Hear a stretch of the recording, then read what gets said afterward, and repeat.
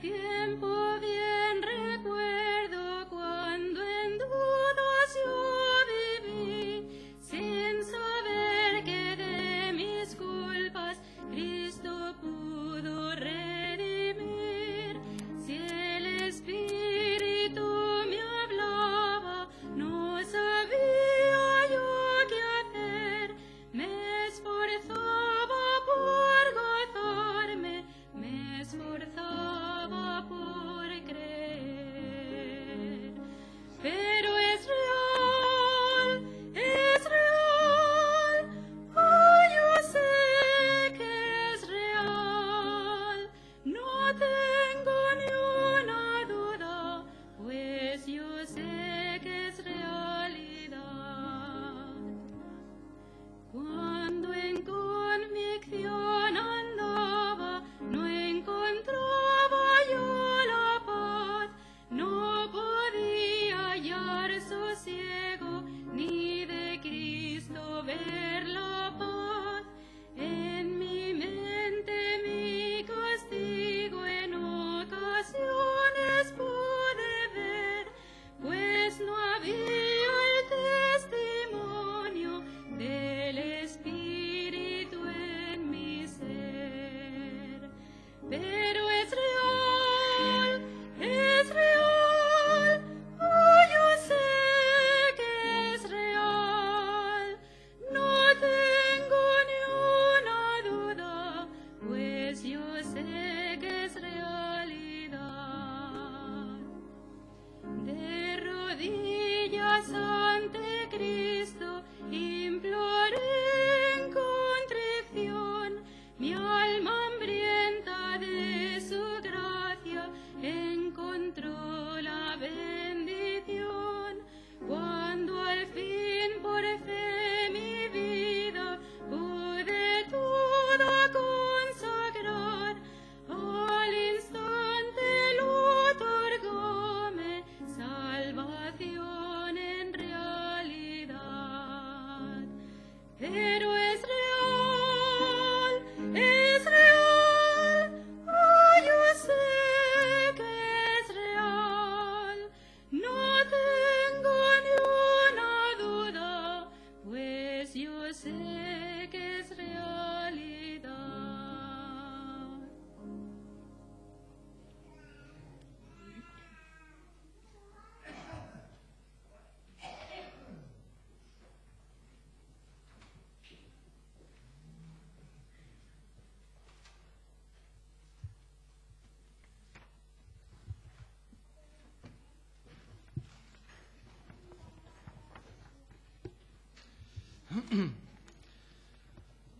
Pues buenos días a todos, buenos días hermanos.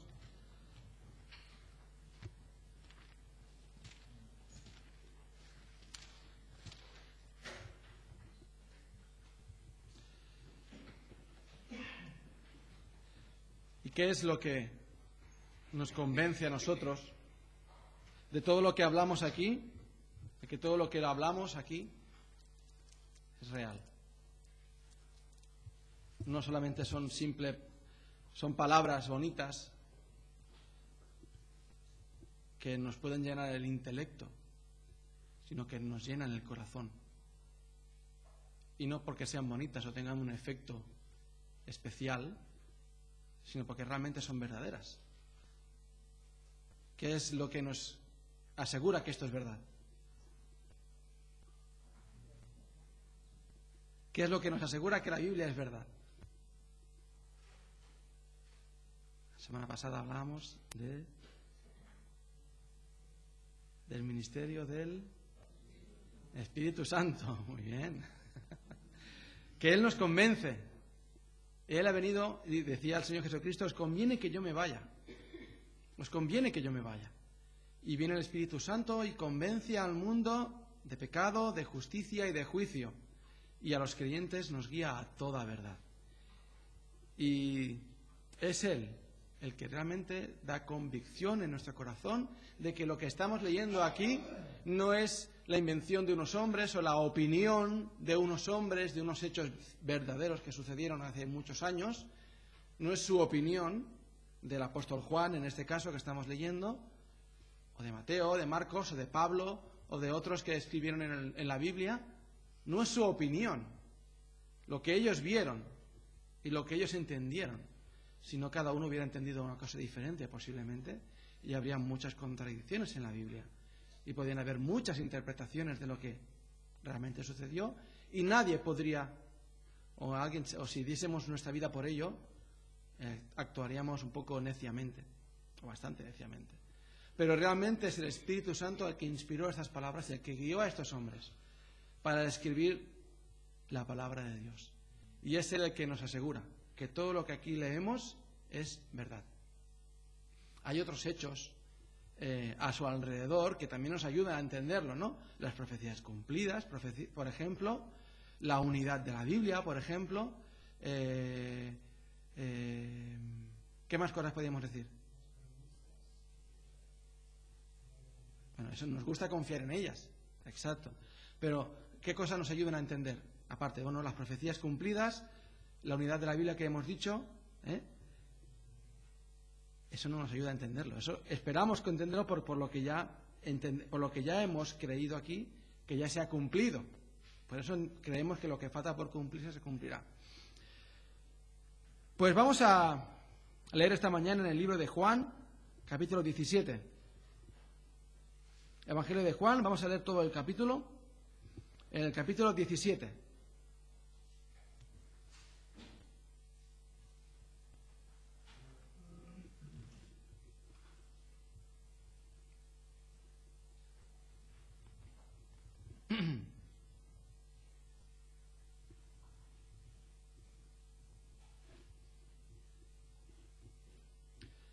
Tenemos todos ya el Evangelio de Juan, muy bien, pues vamos a leer el capítulo 17. Estas cosas habló Jesús y levantando los ojos al cielo dijo: Padre, la hora ha llegado.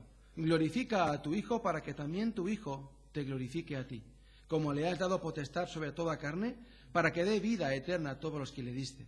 Y esta es la vida eterna, que te conozcan a ti, el único Dios verdadero, y a Jesucristo a quien has enviado. Yo te he glorificado en la tierra, he acabado la obra que me diste que hiciese. Ahora pues, Padre, glorifícame tú al lado tuyo, con aquella gloria que tuve contigo antes que el mundo fuese. He manifestado tu nombre a los hombres que del mundo me diste. Tuyos eran, y me los diste, y han guardado tu palabra. Ahora han conocido que todas las cosas que me has dado proceden de ti, porque las palabras que me diste les he dado, y ellos las recibieron, y han conocido verdaderamente que salí de ti, y han creído que tú me enviaste. Yo ruego por ellos. No ruego por el mundo, sino por los que me diste, porque tuyos son. Y todo lo mío es tuyo, y lo tuyo mío, y he sido glorificado en ellos. Y ya no estoy en el mundo, mas estos están en el mundo, y yo voy a ti. Padre Santo, a los que me has dado, guárdalos en tu nombre, para que sean uno, así como nosotros. Cuando estaba con ellos en el mundo, yo los guardaba en tu nombre. A los que me diste, yo los guardé. Y ninguno de ellos se perdió, sino el hijo de perdición, para que la Escritura se cumpliese. Pero ahora voy a ti, y hablo esto en el mundo para que tengan mi gozo cumplido en sí mismos. Yo les he dado tu palabra, y el mundo los aborreció, porque no son del mundo, como tampoco yo soy del mundo. No ruego que los quites del mundo, sino que los guardes del mal. No son del mundo, como tampoco yo soy del mundo. Santifícalos en tu verdad, tu palabra es verdad. Como tú me enviaste al mundo, así yo los he enviado al mundo. Y por ellos yo me santifico a mí mismo, para que también ellos sean santificados en la verdad. Mas no ruego solamente por estos, sino también por los que han de creer en mí por la palabra de ellos, para que todos sean uno, como tú, oh Padre, en mí y yo en ti, que también ellos sean uno en nosotros, para que el mundo crea que tú me enviaste. La gloria que me diste, yo les he dado, para que sean uno, así como nosotros somos uno, yo en ellos y tú en mí, para que sean perfectos en unidad, para que el mundo conozca que tú me enviaste y que los has amado a ellos, como también a mí me has amado. Padre, aquellos que me has dado, quiero que donde yo estoy, también ellos estén conmigo, para que vean mi gloria que me has dado, porque me has amado desde antes de la fundación del mundo. Padre justo, el mundo no te ha conocido, pero yo te he conocido, y estos han conocido que tú me enviaste. y les he dado a conocer tu nombre, y lo daré a conocer aún, para que el amor con que me has amado esté en ellos y yo en ellos. Padre Celestial, te damos las gracias por esta lectura que hemos podido hacer en tu palabra, Señor. Esta oración que hizo tu Hijo antes de subir a esa cruz. Pedimos, Señor, tu dirección y tu guía, Señor, que tu Santo Espíritu se mueva libremente en nosotros, Padre, y nos hables por medio de tu palabra. En el nombre de Jesús. Amén. Pues no sé cuántos de nosotros estaríamos interesados en entrar en la sala de reuniones donde se debaten los presupuestos del Estado, por ejemplo, o entrar en la sala de reuniones donde se delibera el veredicto de un juicio importante, o entrar en un lugar donde las personas que gobiernan están ahí discutiendo y decidiendo lo que se tiene que hacer, qué es lo que hablan ellos en su intimidad, ¿no? El rey con el príncipe, con su hijo, qué es lo que se dirán en la intimidad de esta gente. No sabemos y quizás a veces ni nos importa lo que digan, pero aquí tenemos aquí tenemos la única oración o la oración más larga descrita en la Biblia del Señor Jesucristo con su Padre Celestial. Una oración es una conversación del Señor Jesucristo con Dios Padre. Y aquí tenemos escrita, esta es única en toda la Biblia, porque es una oración muy larga.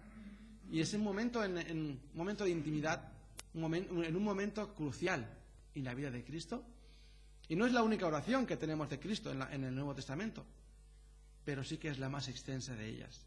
En el libro de Hebreos leemos acerca de la maravillosa obra que está haciendo nuestro Salvador por nosotros, su obra de intercesión. En Hebreos 9:24 leemos: porque no entró Cristo en el santuario hecho de mano, figura del verdadero, sino en el cielo mismo, para presentarse ahora por nosotros ante Dios. Y leemos en Hebreos, en diferentes pasajes, que Jesucristo es nuestro gran sumo sacerdote, que entró en el cielo mismo para interceder por sus creyentes que aún están en la tierra. Y ese es el ministerio que está haciendo Él ante Dios por nosotros. En Hebreos 7:25 leemos: por lo cual también salvar perpetuamente a los que por Él se acercan a Dios, viviendo siempre para interceder por ellos. Viviendo siempre para interceder por ellos. Por eso el Señor decía, como hemos mencionado antes, en Juan 16, versículo 7, os conviene que yo me vaya. Os conviene que yo me vaya. Y dos cosas hizo el Señor Jesucristo cuando regresó al cielo. La primera de ellas fue enviar al Espíritu Santo. Y la segunda es la que está haciendo ahora mismo: interceder por los suyos delante del Padre. Este capítulo puede ser dividido en 3 secciones. Primeramente, versículos del 1 al 5, que Jesús ora por la gloria de Dios. En segundo lugar, Jesús ora por sus discípulos, del 6 al 19. Y en tercer lugar, que Jesús pide por los futuros creyentes, versículos del 20 al 26. Primero Jesús ora por la gloria de Dios, Jesús ora por sus discípulos, y después Jesús pide por los futuros creyentes. Pero antes vamos a mirar 5 puntos o 5 cosas a destacar acerca de esta oración. En primer lugar, ya hemos dicho que esta es la oración más larga que tenemos descrita en el Nuevo Testamento que hizo el Señor Jesucristo. Tenemos otras oraciones del Señor, pero son mucho más cortas. En Juan capítulo 11, ¿os acordáis cuando el Señor resucitó a Lázaro? Versículos 41 y 42, el Señor está orando aquí, dice: alzando los ojos a lo alto dijo: Padre, gracias te doy por haberme oído. Yo sabía que siempre me oyes, pero lo dije por causa de la multitud que está alrededor, para que crean que tú me has enviado. Esto es una oración que el Señor Jesucristo hizo. Y hay alguna más de este estilo a lo largo de los evangelios. También esta es una oración muy importante para nosotros. Y no es que Jesús oró esta única vez o pocas veces, sino que incluso en alguna ocasión leemos que Jesús oró durante toda la noche. Pero esta es importante Porque Dios quería que esta oración se registrara íntegramente en este capítulo 17. Dios quería que oyésemos lo que el Señor Jesucristo estaba diciéndole al Padre en ese mismo momento. También la Biblia nos dice que Jesús ora por los suyos. En Romanos 8:34 leemos que está a la diestra de Dios y que intercede por nosotros. Y aquí hay un ejemplo de este hecho, de que Él intercede por nosotros. Él quiere que escuchemos, Dios quiere que escuchemos cómo Jesús ora por nosotros y qué son sus palabras las que dice por nosotros. Este capítulo se conoce también como la oración sumo sacerdotal de Cristo o la oración del Señor. Algunos quizás piensan cuando hablan acerca de la oración del Señor la que leemos en Mateo capítulo 6, la que también conocemos como el Padre Nuestro. Pero esa realmente Jesús no la oró, sino que Él la enseñó a sus discípulos, nos la enseñó a nosotros cómo debemos orar. Porque el Señor Jesucristo no oró, nunca ha orado pidiendo perdón por sus pecados. Y perdónanos nuestras faltas, como nuestras deudas, como nosotros también perdonamos a nuestros deudores. El Señor nunca oró así. No necesitaba perdón. Él nunca necesitó perdón, sino nosotros sí que lo necesitamos. Y también, en quinto lugar, esta es una conversación íntima entre el Dios Padre y Dios Hijo, entre Dios Hijo y Dios Padre. Es asombroso y es increíble cómo Dios nos presenta aquí esta conversación que tuvo Dios Hijo con Dios Padre. No sabemos bien, o no podemos llegar a entender bien cuál es la relación que existe en la Trinidad de Dios Padre, Dios Hijo, Dios Espíritu Santo. A lo largo de toda la Biblia muchas veces se nos muestra, por ejemplo en Génesis 1, que dijo Dios, hagamos al hombre a nuestra imagen y semejanza. No se describe el hecho de que si si hablaron algo o si razonaron algo, no, simplemente dijo Dios, hagamos al hombre, y así lo hizo todo. Hizo toda la creación. Pero aquí sí que Dios ha querido que sepamos cuál es la conversación que tuvo Dios Hijo con Dios Padre. Ahora, en primer lugar, hemos dicho que Jesús ora por la gloria de Dios. Y leemos en el primer versículo que dice, estas cosas habló Jesús y levantando los ojos al cielo. Levantando los ojos al cielo. Muchas veces, cuando nos ponemos a orar, o quizás la mayoría de veces, o siempre, lo que hacemos es agachar la cabeza y cerrar los ojos. Pero aquí leemos, levantando los ojos al cielo. Y es lo que tenemos que hacer nosotros. Es una actitud la que tenemos de inclinar la cabeza y cerrar los ojos. Quizás también nos ayuda a no distraernos con lo que hay a nuestro alrededor. Pero ¿qué es lo que estamos haciendo realmente? Aunque estemos con la cabeza agachada y los ojos cerrados, estamos buscando la gloria de Dios. Estamos buscando su trono. Estamos buscando su rostro. Que nos ayude en los momentos de dificultad. Y en mayor momento de aflicción no pasó el Señor que justo momentos antes de subir a esa cruz. Buscó el rostro de su Padre. Levantó los ojos al cielo. Y vemos que era costumbre en el Señor, cuando bendecía el pan también, levantaba los ojos al cielo y oraba. Él sabía que la hora había llegado. Padre, la hora ha llegado. La semana pasada hablábamos acerca del tiempo, por la tarde, en el pequeño devocional que tuvimos, que hay un tiempo para el Señor siempre. Y leíamos en Gálatas que cuando vino el cumplimiento del tiempo, hubo un momento en el que Dios dijo, ahora es el tiempo de que mi Hijo nazca en la tierra. Estaba escrito desde antes de la fundación del mundo, y cuando se cumplieron todas las cosas, ahí nació el Señor Jesucristo. Y ahora Cristo está diciendo, la hora ha llegado. ¿Para qué? Para que el Hijo del Hombre suba a esa cruz y haga lo que ha venido a hacer aquí en la tierra. La hora ha llegado. ¿Os acordáis en Juan 2 cuando las bodas de Caná, que su madre le dice que se han quedado sin vino? Dice, mi hora todavía no es, pero ahora sí, había llegado su hora. Y en diversas ocasiones también el Señor Jesucristo estuvo a punto de ser apresado. Cuando hizo un milagro en sábado, cuando estaba en el templo, intentaron apresarle y él se escondió, se escabulló, se escapó. No era su hora en ese momento. Él tenía el control del tiempo y él dice ahora la hora ha llegado. Y por eso eleva su rostro hacia el Padre. Busca el rostro del Señor, tal como debemos hacer nosotros en los momentos de más dificultad, en los momentos de más aflicción. Buscar el rostro del Señor. Poner la mira en las cosas de arriba y no en las de la tierra. Había solamente una cosa por la cual el Señor se interesaba y se preocupaba. Y estuvo todo su ministerio aquí en la tierra empeñado en eso. ¿Y qué es? Que Dios fuera glorificado. Que Dios fuera glorificado. Y leemos aquí, dice, glorifica a tu Hijo. No es que estuviera buscando su propia gloria, sino dice, para que también tu Hijo te glorifique a ti.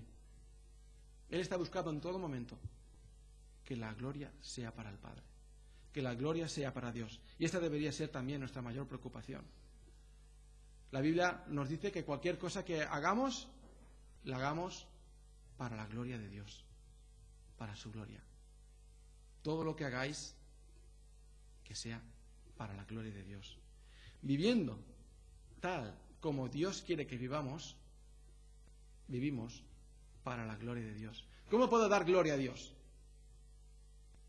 ¿Voy por la calle cantando y con las manos así hacia arriba? ¿O me pongo un cartel, me pongo un versículo? Hay gente que va con camisetas y lleva un versículo detrás. Es una manera de dar gloria a Dios o de dar testimonio. Pero la mejor forma de dar gloria a Dios es viviendo tal como Dios quiere que vivamos.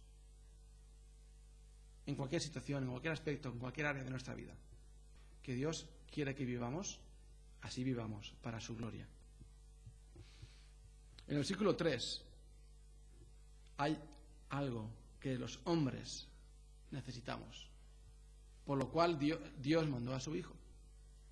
Y esta es la vida eterna, que te conozcan a ti, el único Dios verdadero, la vida eterna. Ahora, la vida eterna es vivir eternamente, existir eternamente. ¿Eso es la vida eterna? ¿Existir eternamente? En parte sí, pero cuidado con esta creencia. Dice el versículo 3, y esta es la vida eterna. Va a hacer una definición. Atención, definición. Y esta es la vida eterna, que te conozcan a ti, el único Dios verdadero. Porque todos los hombres tenemos un alma que es inmortal, que Dios nos la ha dado. Todos los hombres, un alma inmortal. Lo que pasa es que algunos vamos a pasar la eternidad en el cielo y otros la van a pasar en el lago de fuego, que esa es la muerte segunda. Pero es una vida en muerte. Van a seguir existiendo. O sea, la vida eterna todos, en principio, digamos, en el concepto puro de la palabra o simple, todos tenemos vida eterna. Pero la vida eterna está en que aquellos que conozcan al único Dios verdadero y a Jesucristo, a quien has enviado.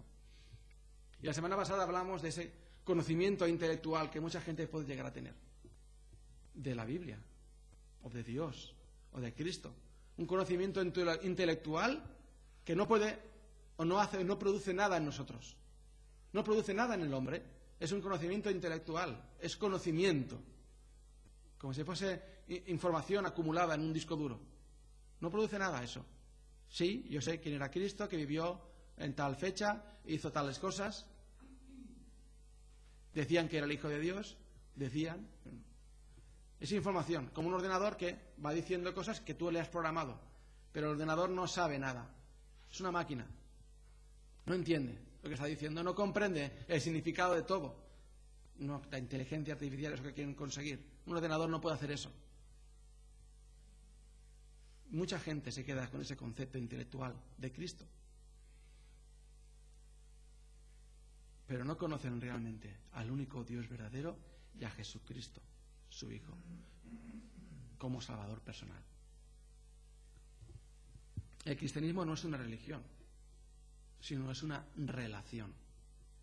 Una relación del hombre con Dios, de un hombre renovado, de un hombre convertido con Dios. No es hacer algo, sino es conocer a alguien. No es un conjunto de leyes que están allí escritas y tú te las aprendes de memoria y después las cumples. No es eso, sino es amar y servir a Dios. Amar y servir a Dios en todo lo que Él nos ha pedido.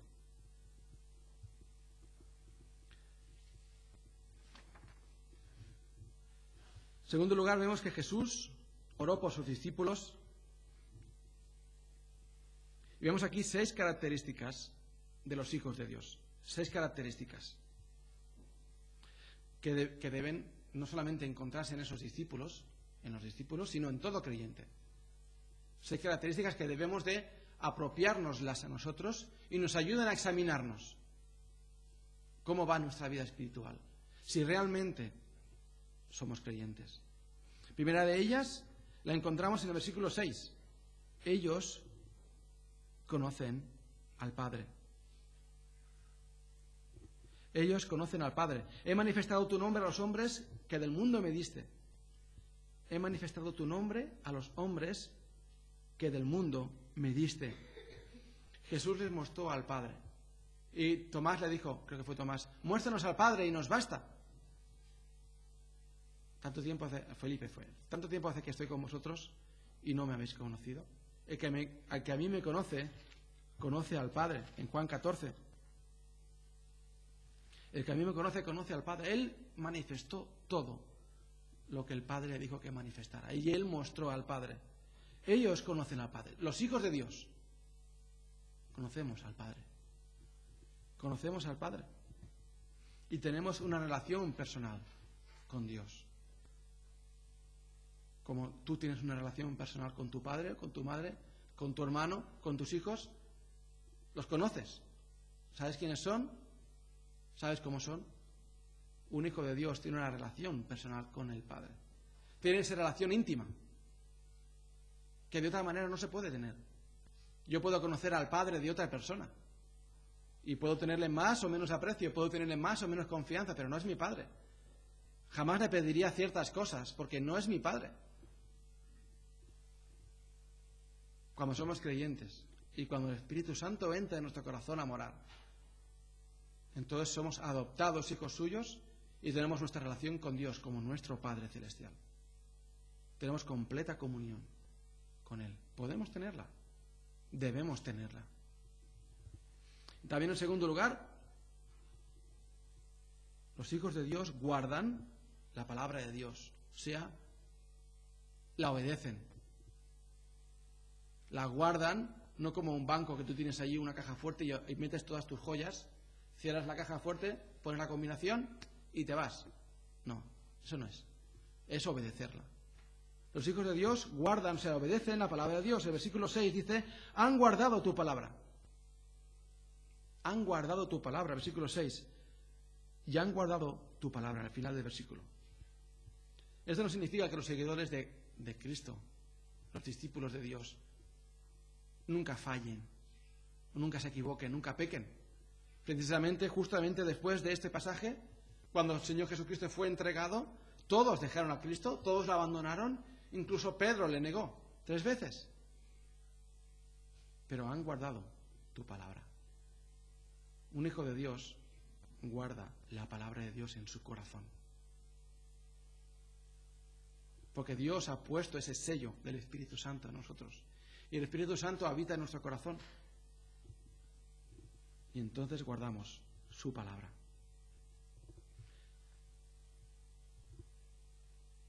También un hijo de Dios recibe la palabra de Dios. En el versículo 8. Porque las palabras que me diste las he dado y ellos las recibieron. Ya han conocido verdaderamente que salí de ti y ya han creído que tú me enviaste. Reciben la palabra de Dios. Es muy peligroso rechazar las palabras de Dios. Mira que dice en Juan 12:48, unos pocos unas pocas páginas para atrás. Juan 12:48 dice: el que me rechaza y no recibe mis palabras tiene quien le juzgue.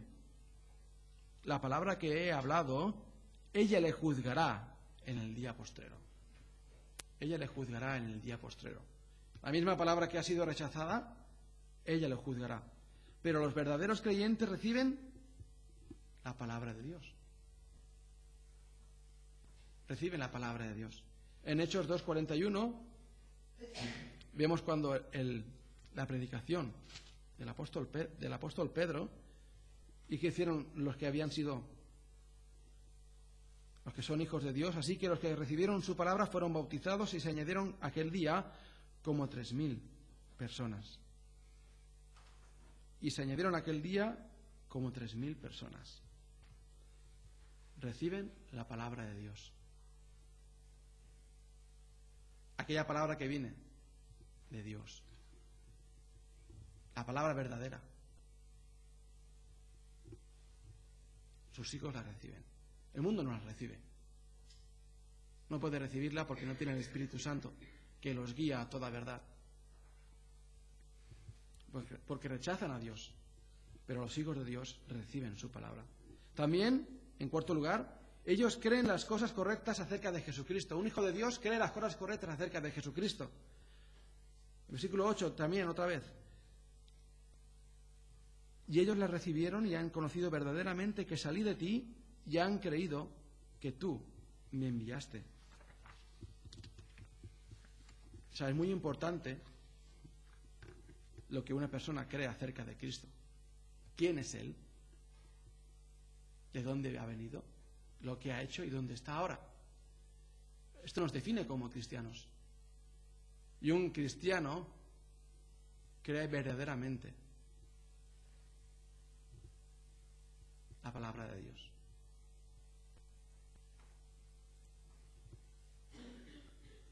En Juan 6, versículo 41,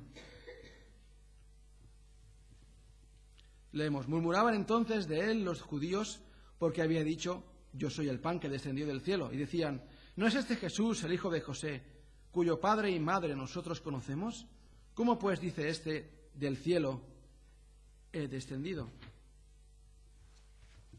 ¿Cuántas y cuántas cosas se han escrito a lo largo de la historia acerca de Cristo? ¿Cuántas mentiras? ¿Cuántas cosas que no eran verdad se han intentado enseñar? Pero los hijos de Dios creen verdaderamente la verdad de Cristo.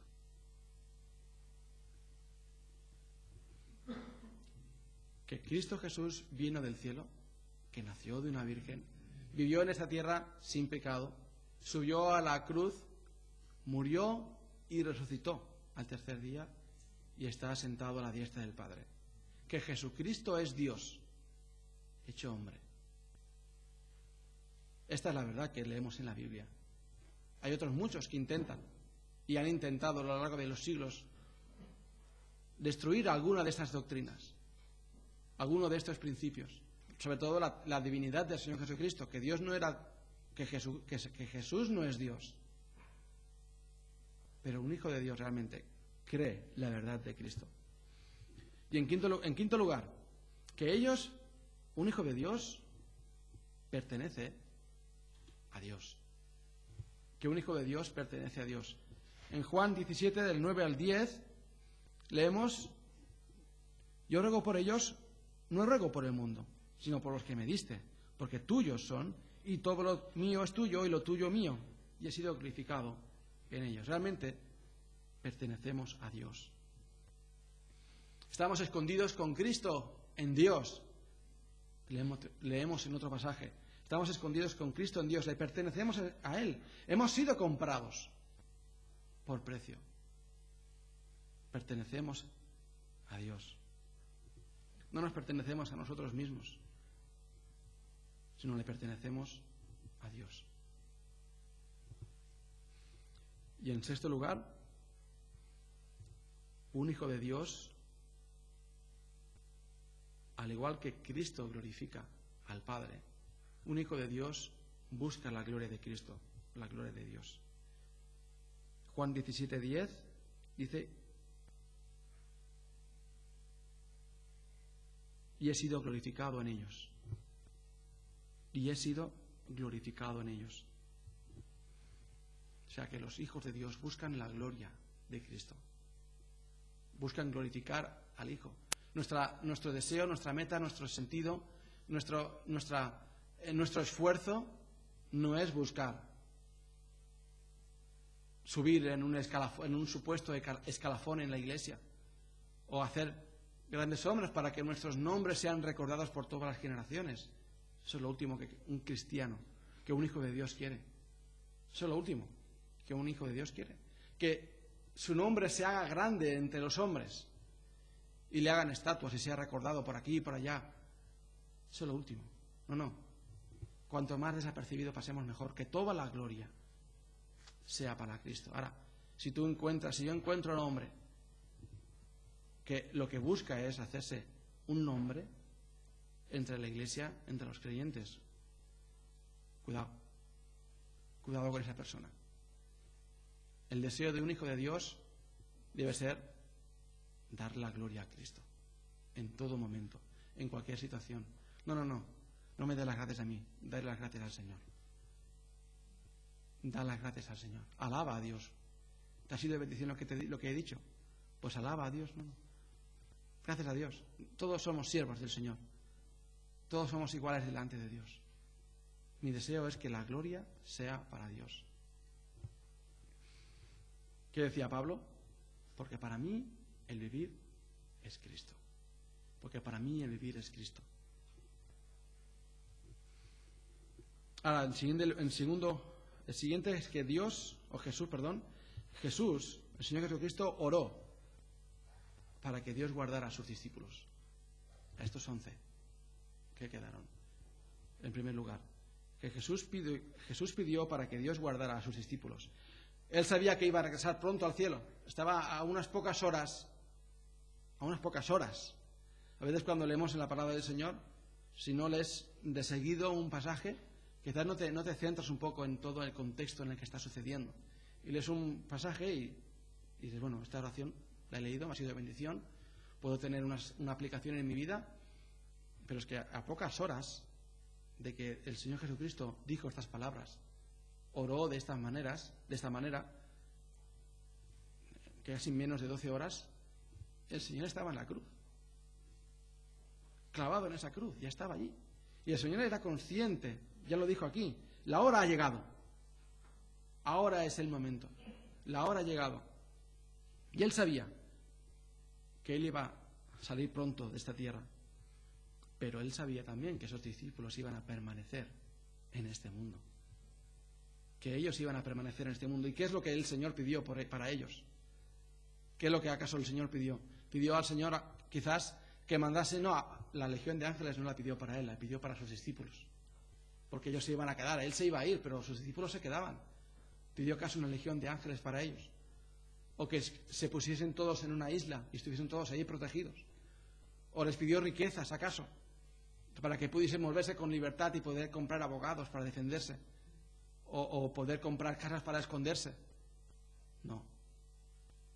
No pidió que Dios sacara a los discípulos de este mundo, sino que los guardara del mal. Ahora, nuestra seguridad y protección no dependen de nosotros mismos, como creyentes, dependen de Dios. Ahí atrás hay un libro que se titula Una vez en Cristo, para siempre en Cristo. Aquel que tenga dudas de su salvación, que coja ese libro y lo lea. Pero déjame leer también este pasaje. Lo hemos leído ahora un momento, y cuando el Señor está orando, en el versículo 12 leemos: yo los guardaba en tu nombre, a los que me diste yo los guardé, y ninguno de ellos se perdió, sino el hijo de perdición, para que la Escritura se cumpliese. Ellos estaban en las manos del Señor y ninguno se perdió, excepto aquel que estaba ya destinado para ello. excepto el hijo de perdición. Ninguno se perdió. Ninguno perdió su salvación, porque era el Señor mismo quien la estaba guardando. Déjame leer un pasaje más. En Juan 18, versículo 9, vuelve al Señor a decir lo mismo. Para que se cumpliese aquello que había dicho: de los que me diste, no perdí a ninguno. Y en Juan 6:39 leemos: y esta es la voluntad del Padre, el que me envió, que de todo lo que me diere no pierda yo nada, sino que le resucite en el día postrero. Y esta es la voluntad del que me ha enviado, que todo aquel que ve al Hijo y cree en Él tenga vida eterna, y yo le resucitaré en el día postrero. Esta es la voluntad de Dios, que ninguno se pierda. Ninguno de los que están en Cristo se pierdan. ¿No ayuda esto a nuestra seguridad de salvación? ¿Puede acaso un creyente perder su salvación? No. Porque esta es la voluntad de Dios Padre, que ninguno se pierda. Ninguno de los que están en Cristo se pierdan. Y la voluntad de Dios se cumple a veces, ¿no? O la mayoría de veces. El 99% de veces. No. Su voluntad se cumple siempre. Siempre se cumple su voluntad. Ahora, la vida de Judas nos da una lección importante a nosotros, para considerar cada uno de nosotros. Porque Judas fue una persona que estuvo muy cerca a Cristo esos 3 años. Escuchó sus enseñanzas, vio sus milagros, vivió con él durante esos 3 años. Y pudo, ¿cuántos de nosotros nos hubiese gustado estar en todo ese tiempo cerca del Señor y ver todo lo que Él hizo? Quizás pensamos que seríamos salvos seguros, ¿no? Pero Judas estuvo viviendo eso todo ese tiempo y no lo hizo. Y no fue salvo. Tuvo oportunidad para ponerse confianza en el Señor, pero él nunca lo hizo. Él fue detrás de las riquezas, a ver qué es lo que podía conseguir para él. Y no fue salvo. Ahora, eso lo podemos trasladar a nosotros, al siglo XXI. El Señor no está aquí en medio nuestro, andando como lo estaba haciendo en ese momento, pero hay una iglesia, hay un testimonio, hay hermanos en Cristo que nos reunimos. Y quizás alguien se reúne con nosotros y puede pasarle como le pasó a Judas, que disfruta de las bendiciones del Espíritu Santo, disfruta de la palabra de Dios, disfruta de la comunión, pero no ha entendido el Evangelio, no ha entendido el mensaje de salvación. La vida eterna está en conocer a Dios, al Dios verdadero y a su Hijo, Jesucristo. ¿Le conoces? ¿A Dios y a su Hijo Jesucristo? ¿Le conoces realmente? De acuerdo con este pasaje, hay 2 grupos de personas en el mundo. Hay un grupo que es muy mayoritario, que es, el mundo en sí, lo que rodea al mundo, lo que llena al mundo, las personas que hay en el mundo que no son creyentes, y el otro grupo es el grupo minoritario, que son los hijos de Dios. Hay un tercer grupo que ahora mismo está cuesta a veces un poco de definir, que son los judíos. Pero ahora mismo ellos pertenecen al mundo, porque no van con Cristo, aunque después, más adelante, Dios volverá a tratar con ellos en especial. Pero los discípulos de Cristo están en el mundo, pero no son del mundo. Estamos aquí viviendo en esta tierra, en esta sociedad, pero no somos del mundo, somos de Dios.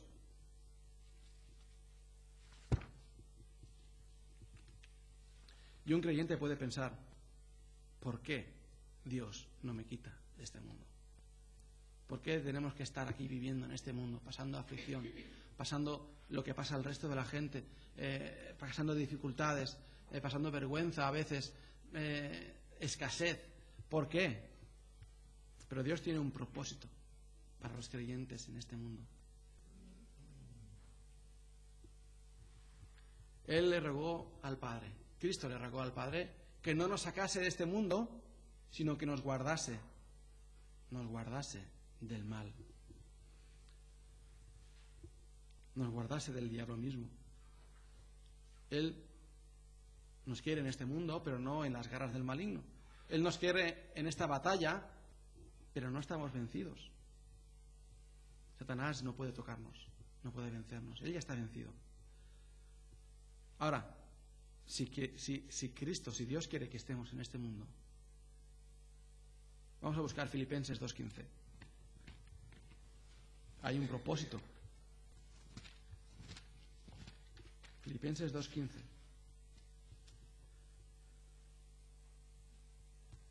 Efesios.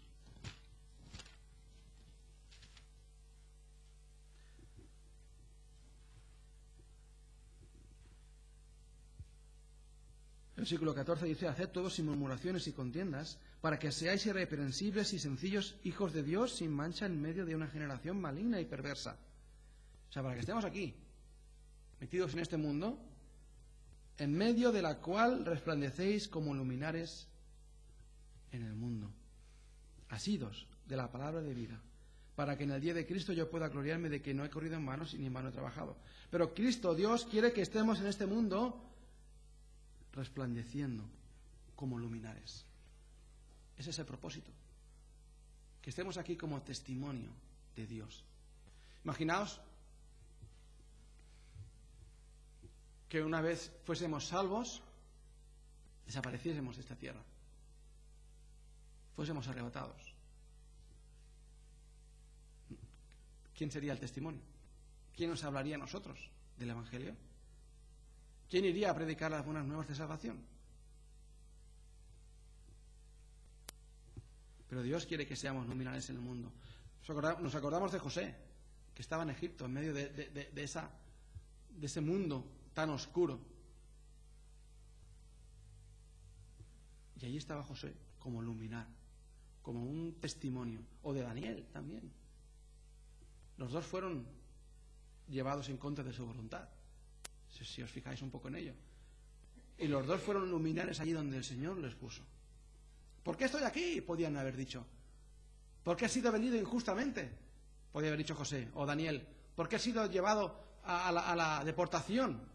Si yo era justamente, era de los pocos piadosos que habían en Israel. Pero ellos fueron llevados para allá y fueron luminares allí donde el Señor los puso. Tanto José en Egipto como Daniel en Babilonia. Y Dios fue capaz de guardarlos allí. Nuestra preocupación debe ser lumbreras en el mundo. Y Dios es quien nos va a guardar en medio de ellos. También el Señor pide, después de que Dios los guarde en este mundo, después el Señor Jesús pide, en el versículo 17, santifícalos en tu verdad. Santifícalos en tu verdad, tu palabra es verdad. Pidió por su santificación. O sea, estamos en este mundo, pero no debemos de vivir como este mundo. Estamos en medio de ellos, pero no debemos de ser como unos de ellos, sino que seamos santos y apartados para Él. Vivir como Cristo. Tanto la preservación como la santificación de los creyentes es necesaria. Un creyente que es guardado pero que vive una vida que no vive, un creyente que es guardado pero no vive una vida santa, es como una bombilla fundida en un cuarto oscuro. ¿De qué sirve eso? Una bombilla fundida en un cuarto oscuro no hace nada, es inútil totalmente. No es para el propósito por el cual fue creada. ¿Qué hay que hacer? Desenroscarla, tirarla y poner una nueva. Es muchas veces lo que hace Dios con sus hijos. ¿Y qué es lo que Dios utiliza?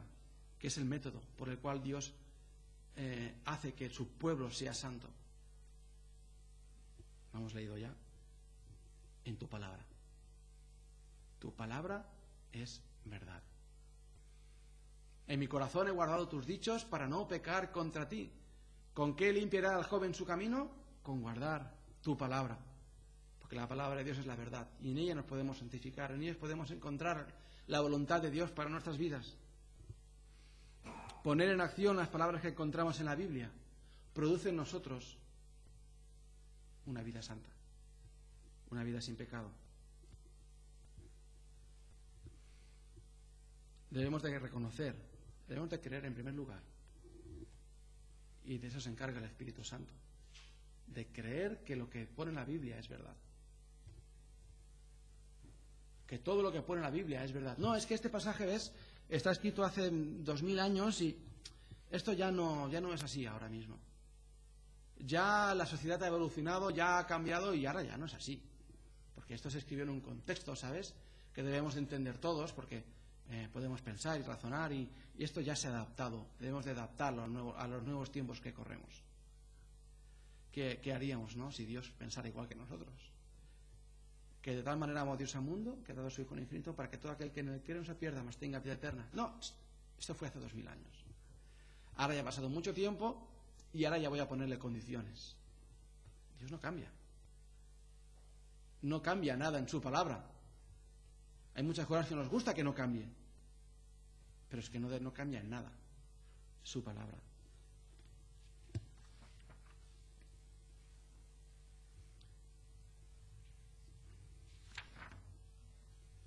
¿Cómo podemos demostrarle a alguien que la Biblia es verdad? ¿Cómo podemos demostrarle a alguien que la Biblia es verdad? Bueno, hemos hablado antes, ¿no?, de ese evangelio intelectual que uno puede entender o puede aceptar, puede guardarlo en su mente o en una estantería, pero una de las maneras más eficaces es por nuestro testimonio personal. Se cuenta la historia de un hombre que daba conferencias de ciudad en ciudad y que se dedicaba, su vida entera se la dedicó a intentar demostrar con sus argumentos que la Biblia no era verdad. Y era un hombre muy inteligente, muy capaz. Y cualquier persona que se levantaba para decirle que estaba equivocado, pues él conseguía despistarlo, conseguía hacer que quedara en ridículo delante de la gente que se reunía en esas reuniones. Y una vez llegó a un pueblo que era un pueblo que se trataba de la minería, eran mineros. Y después de una conferencia, un hombre se levantó y le dijo: yo soy un hombre que no tengo muchas letras, soy muy inculto, he estado toda la vida en la minería, picando piedra, pero creo que la Biblia es verdad, por lo que ella ha hecho en mí. Y todos pueden atestiguar de lo que ella hizo en mí. Y entonces el hombre contó que en su vida había maltratado a su mujer, había despreciado a sus hijos, no les había atendido como debían, había hecho muchas maldades, todo lo que ganaba se lo gastaba en el alcohol, hasta que encontró, o hasta que alguien le habló de la Biblia y encontró la salvación en ella. Y a partir de entonces su vida cambió. No hay nada que pueda discutir eso. No hay ningún argumento que pueda razonar contra eso. El poder transformador de la palabra de Dios. Nuestro testimonio es más importante a veces de lo que suponemos. Por él, muchas veces, podemos dar pie a hablar del Señor, a hablar del Evangelio. Y por él, algunas veces, somos impedidos a hacerlo, porque nos avergüenza lo que hemos hecho. Y en tercer lugar y último lugar, Jesús oró también, no solamente por sus discípulos, sino por aquellos que debían de creer después de ellos. Esa es la parte que a mí me sorprende más, me maravilla más de esta lectura. En el versículo 20, mas no ruego solamente por estos, sino también por los que han de creer en mí por la palabra de ellos. Por los que han de creer en mí por la palabra de ellos. Aquí nos está hablando de la omnisciencia del Señor. Él nos conoce a cada uno de nosotros. Y no oró solamente en ese momento por aquellos 11 discípulos suyos que estaban a punto de ser probados, a punto de ser esparcidos, sino oró por cada uno de nosotros, por aquellos que han de creer después de ellos.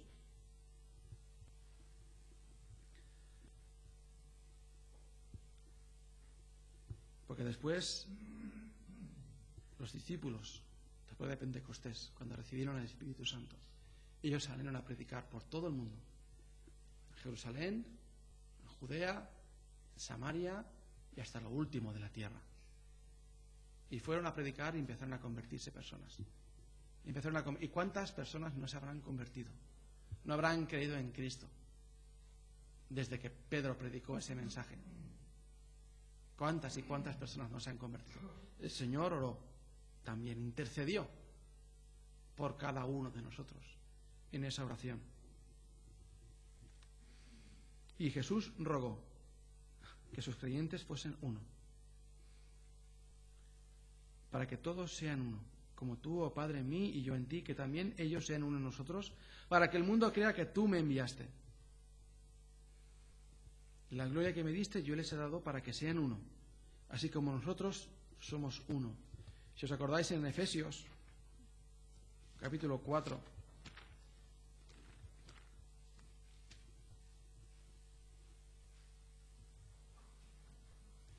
versículos 3 al 7, leemos la unidad que tenemos en Cristo.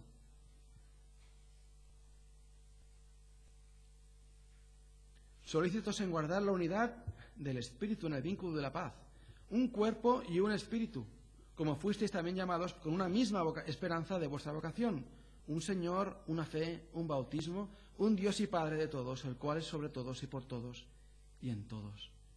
Así que no hay grupos, no hay divisiones,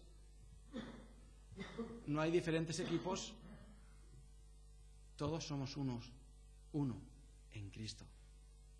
Todos somos uno en Cristo. Así es como lo quiere el Señor. Todos somos uno en Cristo. Y fijaos aquí lo que dice: para que el mundo crea que tú me enviaste. Para que el mundo crea que tú me enviaste. ¿Cuál es la condición, o cuál es el hecho que destaca los hijos de Dios delante del mundo? ¿Qué es lo que debe destacar entre los hijos de Dios delante del mundo? Que lo hemos mencionado en alguna ocasión.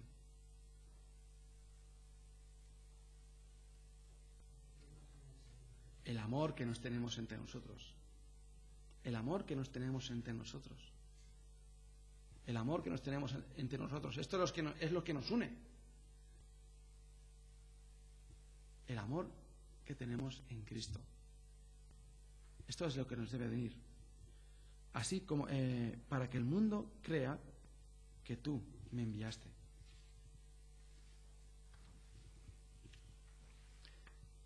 Así que todo creyente puede decir: el Espíritu Santo mora en mí, que Dios es mi Padre, que Cristo es mi Salvador y mi cabeza, y que el Espíritu Santo es mi consolador. El regreso de Cristo es mi esperanza y el cielo es mi hogar. Nadie más puede decir esas palabras que un creyente, que un verdadero hijo de Dios. Los que no son salvos no pueden decir esas palabras. Los que no son salvos no pueden decir esto. Y no tenemos unidad con ellos. No podemos ser uno con ellos. Por eso el Señor Jesucristo dice también, el apóstol Pablo nos enseña que no nos unamos en yugo desigual. No tenemos unidad con ellos. La tenemos entre nosotros. Ahora, la oración de Cristo no acaba en este versículo 26. No acaba en este pasaje. Sí que acaba lo que está escrito, pero su ministerio de intercesión no acaba aquí. Quizás podríamos decir que empieza aquí, cuando Él ascendió al Padre y está a su lado, como hemos leído en Hebreos 7:25, que Él no deja de interceder por nosotros. Él no deja de interceder por nosotros. Pero aquí el Señor nos dio estas palabras para que sepamos, para que conozcamos el amor que Él nos tiene. Que justo antes de ser entregado, Él oró así, de esta forma por nosotros. Padre Celestial, te damos las gracias por tu gran amor, que no merecemos, Padre, que no merecemos. Que a ti sea toda la gloria, Padre. Tú seas alabado sobre todas las cosas. Perdona, Padre, nuestra incapacidad, nuestras deficiencias, Señor, nuestras faltas de palabra, nuestras faltas de estudio, nuestra falta de preparación, Señor. Y bendice tu palabra en nuestras vidas. Multiplica, Señor, multiplícala en nuestros corazones, y que ella sea nuestra lumbrera y nuestra guía en nuestro andar. Gracias te damos por todos los dones que de ti recibimos, por todas las bendiciones que en ti tenemos, Señor. Porque Cristo es nuestro abogado, porque Cristo intercede por nosotros, Señor. ¿Qué haríamos, Padre, si no fuera así? ¿Qué haríamos, Señor, si tu Hijo no estuviera intercediendo por nosotros en este momento? A ti te alabamos, Padre, y venimos a ti, en el nombre de Jesús.